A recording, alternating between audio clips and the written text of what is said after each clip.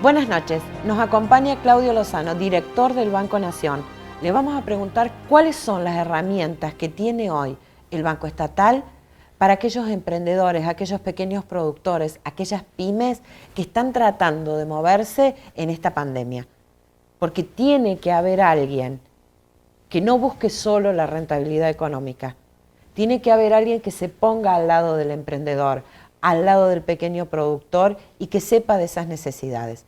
Vamos a ver si ese alguien es el Banco Nación.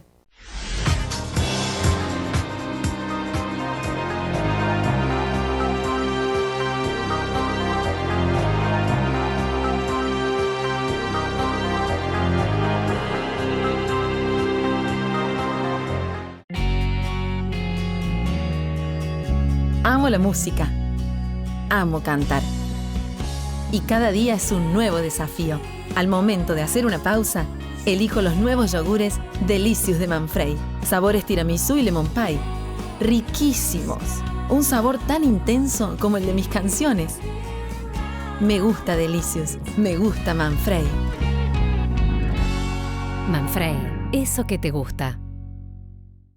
Inspirate, capacitate y vinculate en la jornada E+E. El evento que reúne a toda la fuerza emprendedora ahora es virtual y sin cargo. Jueves 15 de octubre de 9 a 19 horas por Canal C y streaming.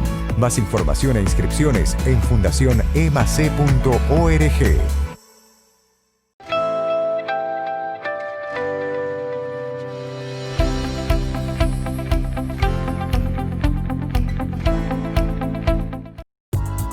Tesai, infusión de sentidos.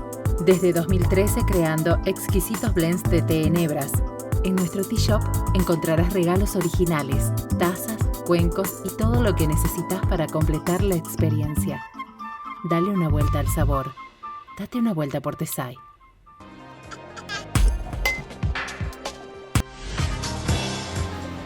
Nos acompaña esta noche desde Buenos Aires Claudio Lozano, dirigente de Unidad Popular y además director del Banco Nación. Hola Claudio, ¿cómo está?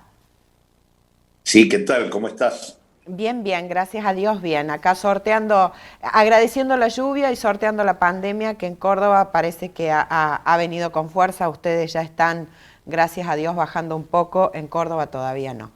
Pero en realidad nos gusta tenerte en el programa para hablar un poco de esas cosas que no se hablan, ¿no?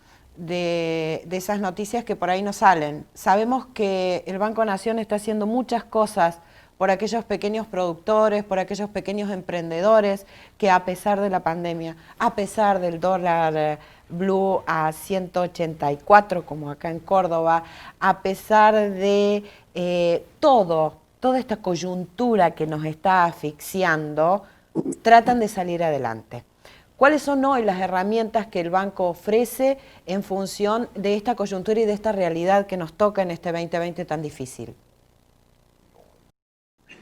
Bueno, nosotros desde que llegamos al banco, al cual por supuesto no encontramos del mejor modo, hemos tratado de reconstruir las condiciones como para poner la capacidad de préstamo del banco al servicio de la reconstrucción productiva de la Argentina. Esto implicó modificar drásticamente el tipo de política de crédito que se venía llevando. La política de crédito en el Banco Nación de la gestión anterior era una política concentrada en muy pocas empresas, es decir, grandes créditos para pocas empresas.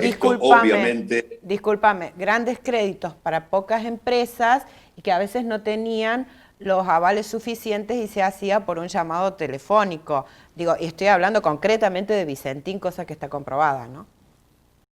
En realidad me lo sacaste de la boca, era lo que iba a decir. Obviamente cuando uno lleva adelante políticas de esa naturaleza, además de que está concentrando el privilegio de asistir crediticiamente a muy pocas empresas, lo cierto es que también está generando un fuerte riesgo, porque cuando aparecen algunas caídas empresarias, como puede ser el caso de Vicentín, eso afecta en gran medida la capacidad prestable del banco. Lo cierto, además, como vos bien decís, en el caso de Vicentín hay un conjunto de irregularidades muy grandes asociadas a la complicidad política y a la connivencia política de ese grupo empresario con la gestión anterior. Pero a lo que voy es que nosotros pusimos en marcha una política distinta, que es entender que la pequeña y mediana empresa, tanto urbana, rural, comercial, productiva, representa un sujeto social muy significativo de nuestro país. Estamos hablando de prácticamente el 90% de los establecimientos que representan más de la mitad del Producto Bruto de la Argentina y el 60% del empleo, y donde por lo tanto el objetivo del crédito tiene que estar puesto en esa dirección. Desde ya, la emergencia de la pandemia nos obligó a profundizar esto, pero digo esto porque más allá de la pandemia, esto es una línea estratégica de reorientación del crédito por parte del banco. Y lo que hicimos a partir del momento de la pandemia es poner en marcha unas líneas de crédito por aproximadamente unos 80.000 millones de pesos. Ya se han asignado cerca de 60.000 millones de pesos para pequeñas y medianas empresas, y acompañando también todo lo que han sido los créditos a tasa cero y monotributistas. Y también el Banco Nación se viene articulando en gran medida con las distintas políticas públicas, de alguna manera transformándose en un instrumento financiero de la política pública nacional. Ejemplo, nosotros acordamos con el Ministerio de Educación una política para garantizar computadoras con un financiamiento muy barato para todo lo que son docentes y universitarios. Estamos articulando con, las empresas de electrodomésticos el financiamiento para la reconstrucción de la capacidad de consumo en este sector. Esto son cosas articuladas con el Ministerio de Desarrollo Productivo. En general, lo que buscamos es ir vinculando, la política crediticia del banco con estrategias de parte de los diferentes ministerios que están dirigidas a, financiar con tasas negativas el resurgimiento de actividades productivas muy golpeadas. De hecho, hemos acordado con el Ministerio de Turismo el tema del previaje. Hay todo un conjunto de políticas en ese sentido. Así que te diría, política de asistencia a la pequeña y mediana empresa, política de articulación con los ministerios para que el banco sea un instrumento financiero de la política pública, incluso hemos creado en el banco un instrumento que es el Consejo Consultivo de la Pequeña y Mediana Empresa a nivel nacional, y hemos puesto en marcha un ámbito donde conversamos con las diferentes instituciones de la pequeña y mediana empresa para ver cómo los productos financieros del banco efectivamente se van adaptando a sus distintas necesidades sectoriales y demás. Y en ese sentido incluso pusimos en marcha centros de atención pymes del Banco Nación en 23 lugares del país, y bueno, estamos trabajando en esa dirección.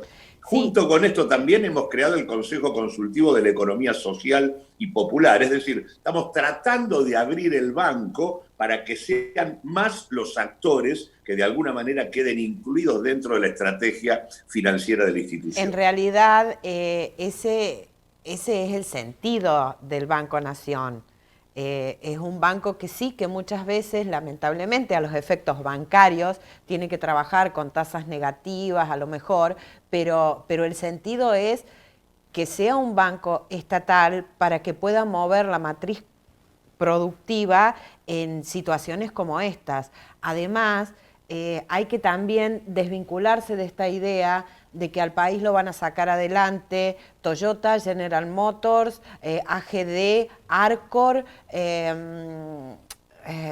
Bednasa, Roca y demás. Al país lo vamos a sacar adelante los más de 20 millones de personas que trabajamos todos los días, los más de 10 millones de emprendedores y cuentapropistas que todos los días ponen el alma y la pasión en su trabajo.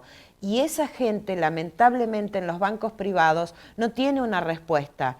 Y no estoy juzgando si eso está bien o está mal, porque el banco privado hace su negocio, pero es absolutamente necesario, ante esta realidad, un Banco Nación presente. Sí, efectivamente es así. De hecho, objetivamente, cuando se pusieron en marcha por parte de la autoridad económica en el comienzo de la pandemia un conjunto de líneas de crédito habilitadas desde el Banco Central para garantizar el préstamos a las pymes, la verdad que la actitud de los grandes bancos privados fue, digamos, de, en primer lugar, no prestar, retasear el acceso a los créditos y luego prestar en cuentagotas. En realidad, quien hizo punta para prestar fue el Banco Nación. Nosotros salimos a prestar aún antes de que el Estado sacara el fondo de garantía, que fue a partir de ahí que la banca privada comenzó a prestar. Es decir, como vos bien señalás, hay un privilegio y una prioridad por el negocio en el caso de la gran banca privada, que muchas veces hace que no funcione como un instrumento apto para canalizar o transformar el ahorro en inversión.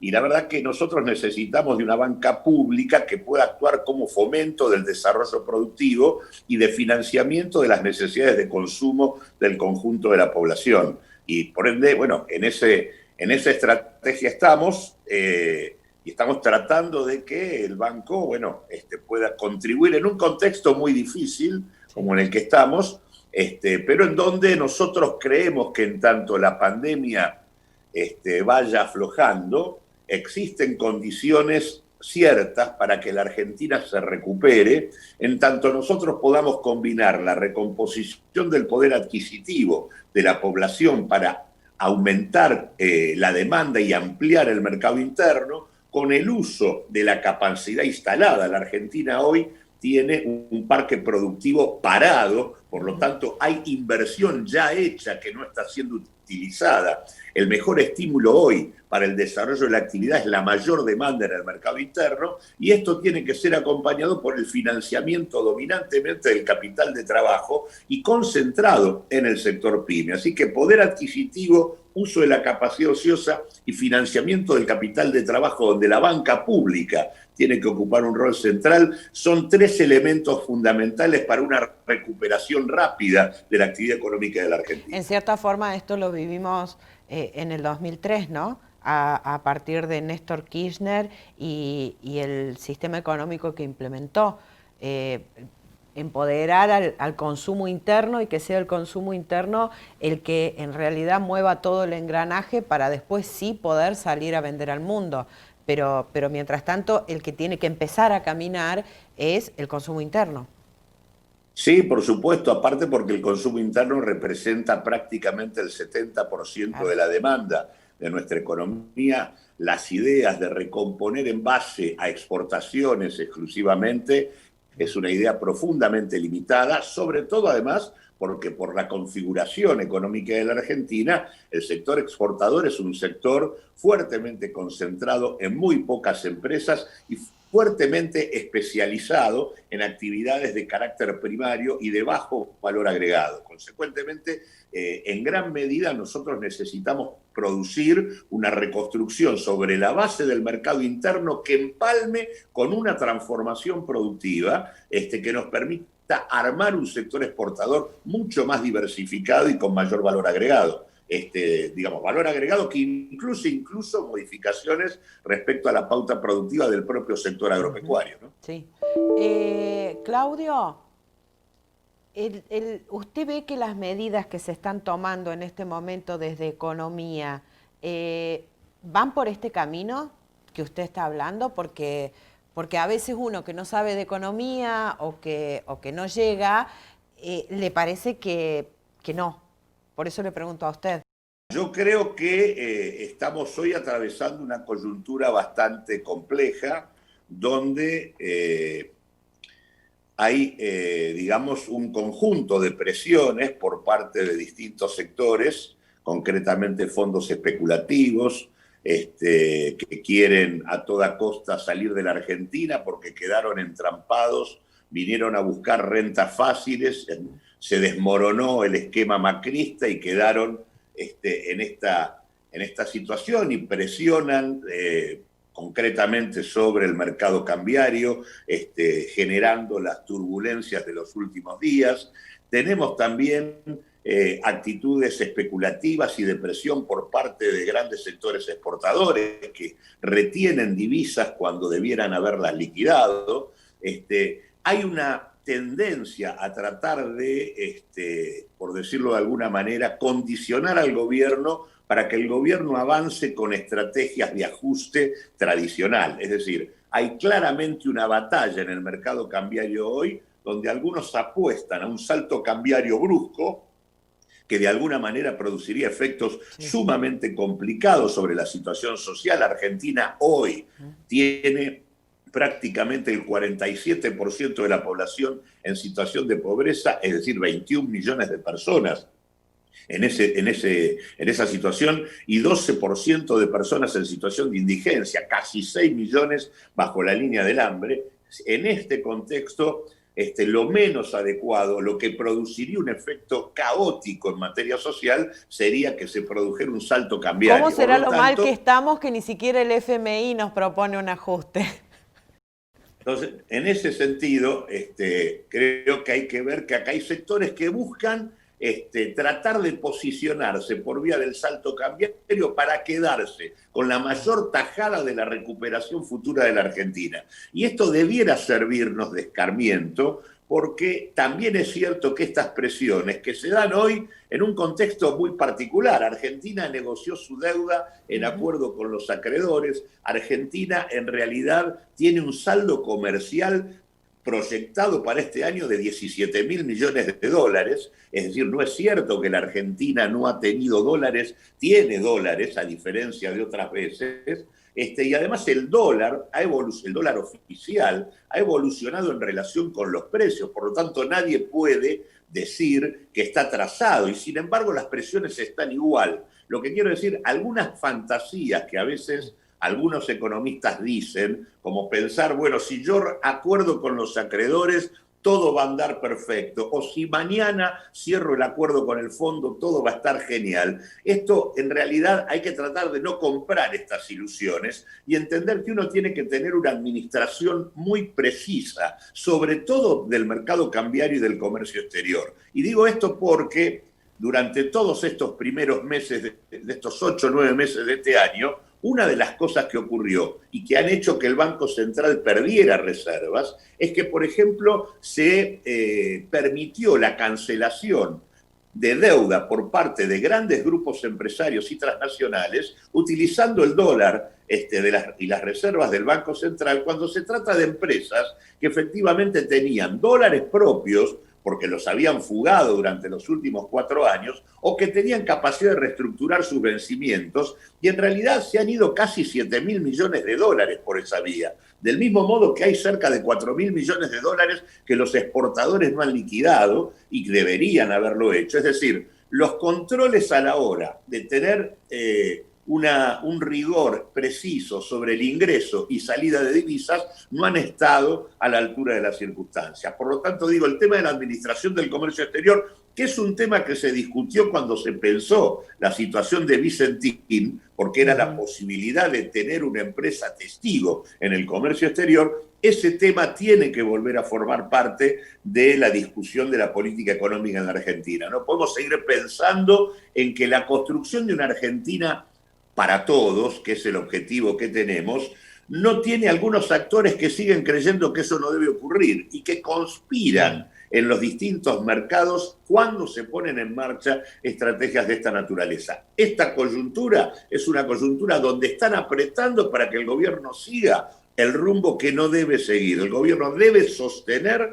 una evolución gradual del tipo de cambio en el marco de un esquema de precios que vuelva a permitir un proyecto de reconstrucción productiva y no que vuelva a hundir la distribución del ingreso postergando a millones de argentinos. Claudio, usted los otros días lo escuchaba en un Zoom y decía, Alberto dijo en su discurso que cuando se equivoque se lo digamos. ¿En qué le parece a usted que Alberto Fernández se está equivocando? Al margen de esto que me acaba de decir. Bueno, esto que acabo de decir, no. Que no es un tema menor. No sé si... Claro, por eso digo, esto me parece que, por ejemplo, el Banco Central sacó hace poco una definición de que aquellos sectores empresariales que tengan que cancelar deuda, el 60% lo tienen que poner de su bolsillo. Eso debería haber ocurrido a comienzos de año, no ahora, digamos, después de que se fueron cerca de 7.000 millones de dólares.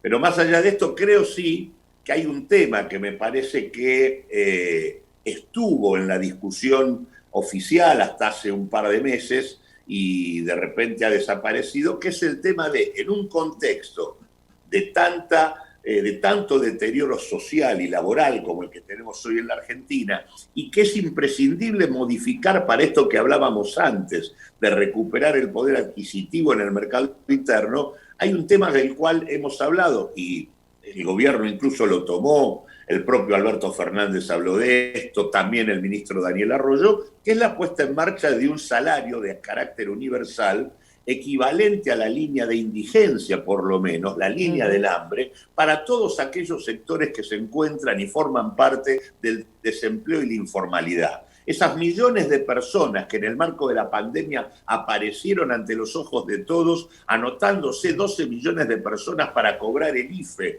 de 10.000 pesos en el contexto del deterioro más absoluto de la situación social, esa población necesita tener garantía por lo menos de un umbral de dignidad equivalente a la línea del hambre, por lo menos.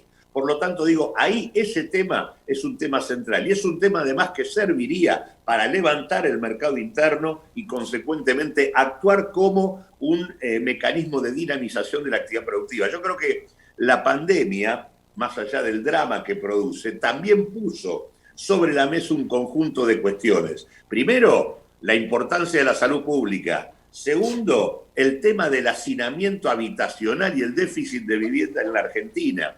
Y tercero, la cantidad monumental de población en situación de informalidad, más de la mitad de la población laboral del país que está por fuera del circuito formal. Por lo tanto, recomponer un salario universal y poner el eje en la reconstrucción de 1 millón de viviendas en la Argentina son claves para poner en marcha una estrategia de reconstrucción productiva, porque eso actúa como digamos, dinamizador de la economía, absolutamente.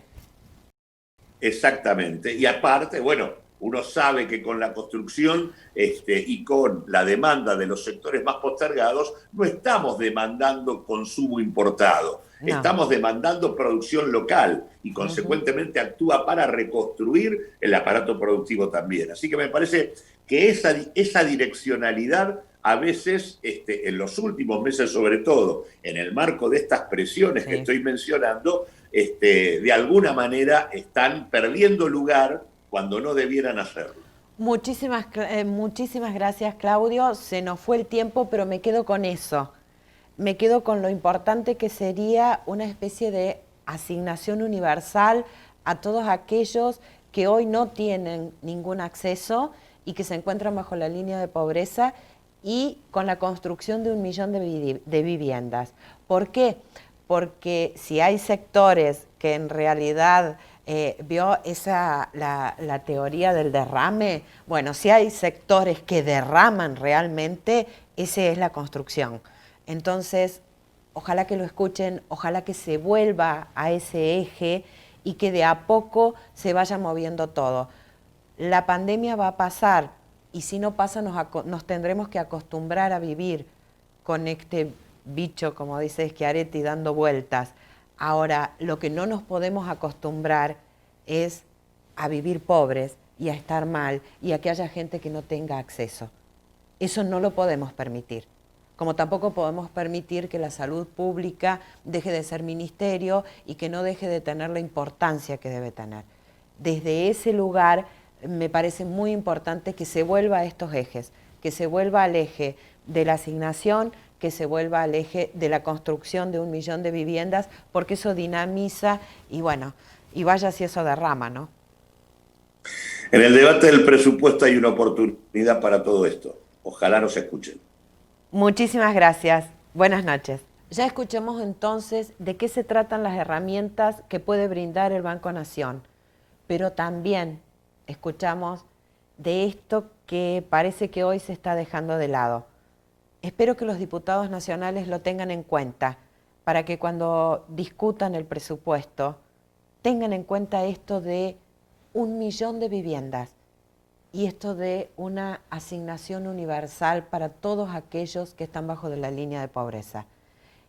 Es urgente, es necesario, hace falta para que se vuelva a mover la matriz productiva. Por favor, senadores, diputados nacionales, cuando discutan el presupuesto, ténganlo en cuenta. Buena semana, buenas noches, a cuidarse y quedarse en casa.